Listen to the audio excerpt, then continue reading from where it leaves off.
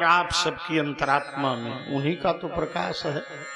वो परम प्रकाशक हैं, इसलिए वो चिन्मय है, चिन्मय चिदानंद स्वरूप है, चिन्मय परम प्रकाश, फिर आनंद स्वरूप है।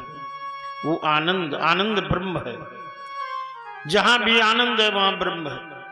संसार में सुख है तो सुख के बाद दुख है, और जब आनंद है तो आनंद का विलोम शब्द बना नहीं।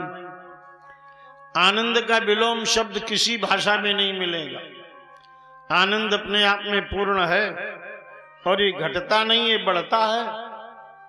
आनंद के बाद ब्रह्मानंद, और ब्रह्मानंद के बाद परमानंद, और परमानंद चिन्ह मूर्ति मधुरो मुरलीधरा। परमानंद तो भगवान कृष्ण है, इसलिए सच्चिदानंद उनके लिए प्रयोग किया व्यास जी ने। सच्चिदानंद रूपाय विश्वोत्पत्त्यादि हेतवे। वो एक हैं, लेकिन उन्होंने अपने संकल्प से अनंत अनंत अनंतानंत सृष्टि की संरचना की। अनेक करोड़ों ब्रह्मांड और असंख्य जीवों की रचना भगवान ने की है। विश्व को उत्पन्न करते हैं वो संकल्प मात्र से। सा कामयत बहु प्रजाए एको हम बहुश्याम, वेद ने कहा।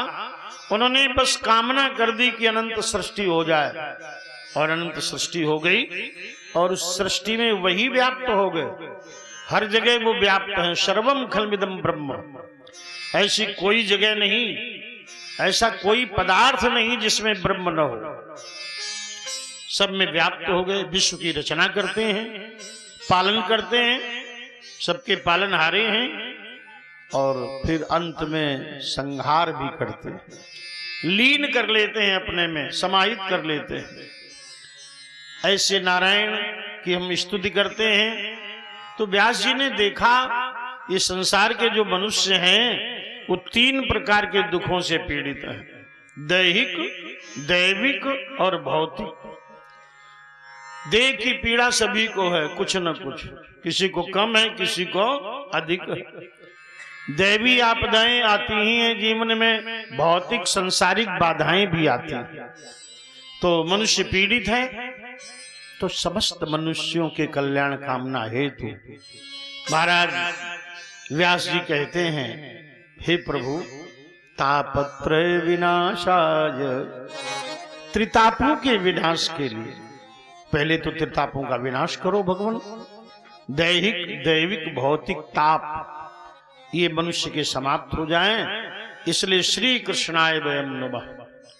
श्री कृष्णाय, अकेले कृष्ण जी की वंदना नहीं की। अकेले कृष्ण की वंदना करेंगे तो कृष्ण जी तो मोक्ष दे देंगे। अब संसार में रहना है तो संसार में जीविकोपार्जन के लिए शरीर के संसाधन भी चाहिए, मुक्ति चाहिए, भक्ति चाहिए। भुक्ति, भक्ति और मुक्ति तीनों की जरूरत है। संसार के उपभोग भी, मर्यादित उपभोग भी चाहिए, भक्ति भी चाहिए। तो इसलिए ये भक्ति तो भगवान देंगे नहीं, वो तो मुक्ति देंगे। भक्ति देंगे तो राधा का स्मरण किया। राधा रानी ऐश्वर्यदायिनी है, परमाह्लादिनी है, आद्या शक्ति, मूल प्रकृति भगवती योगेश्वरी, जो आह्लादिनी शक्ति है, जगत की रचना पालन संहार करने वाली है, ऐसी राधा का ध्यान किया, स्तवन किया। श्री सहिता कृष्णा, अकेले कृष्ण नहीं, राधा के सहित कृष्ण। पहले शक्ति, बाद में ब्रह्म। पहले राधा, बाद में कृष्ण। पहले सीता, बाद में राम। तो राधा कृष्ण की वंदना की है। श्री कृष्णाय वयम नमः। बोलिए राधा कृष्ण भगवान की जय हो। राधा रानी के सहित कृष्ण की वंदना की। आगे व्यास भगवान ने अपने पुत्र की वंदना की।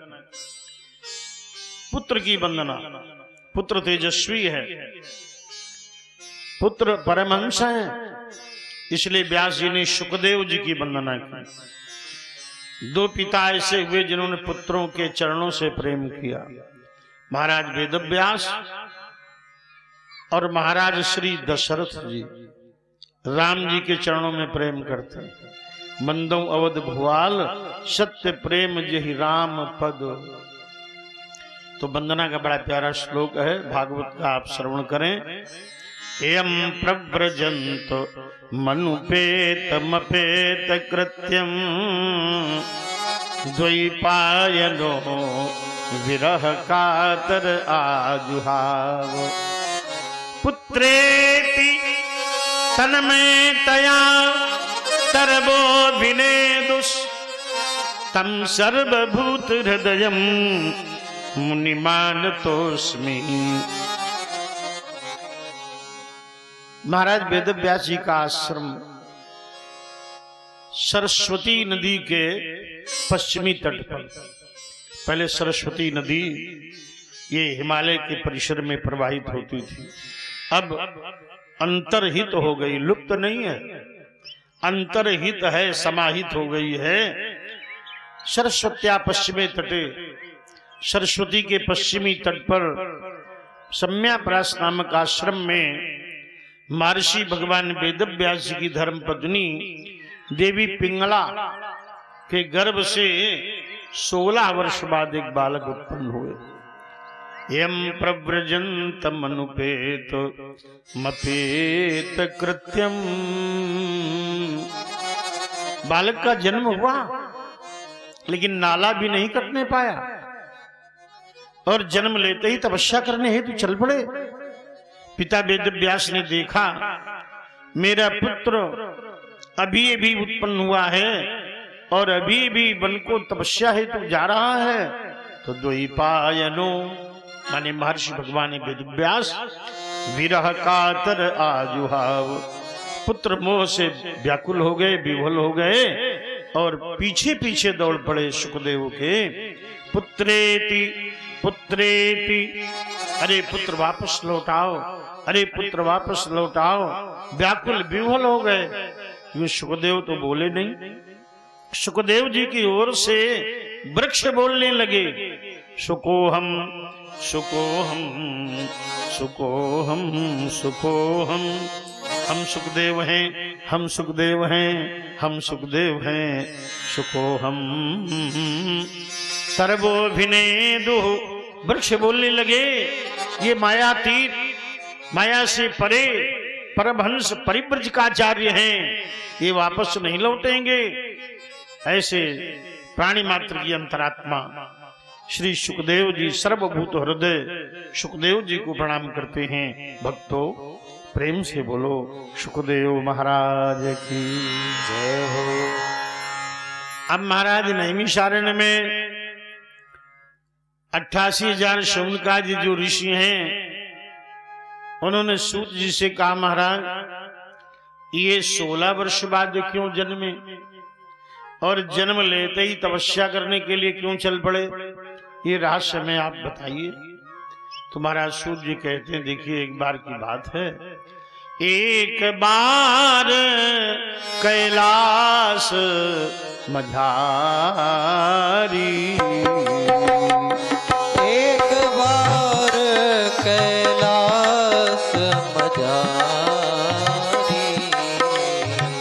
एक बार कैलाश मझारी, एक बार कैलाश मझारी, शिव संवाद उमा विस्तारी, शिव संवाद उमा विस्तारी।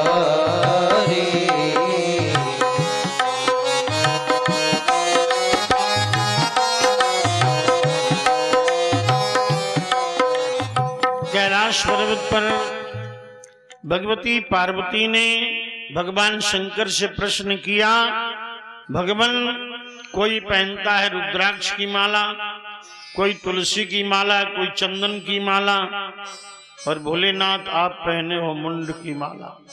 इसका रहस्य में आप बताओ। भगवान शंकर बोले हमारे तुम्हारे विवाह को हजारों वर्ष हो गए,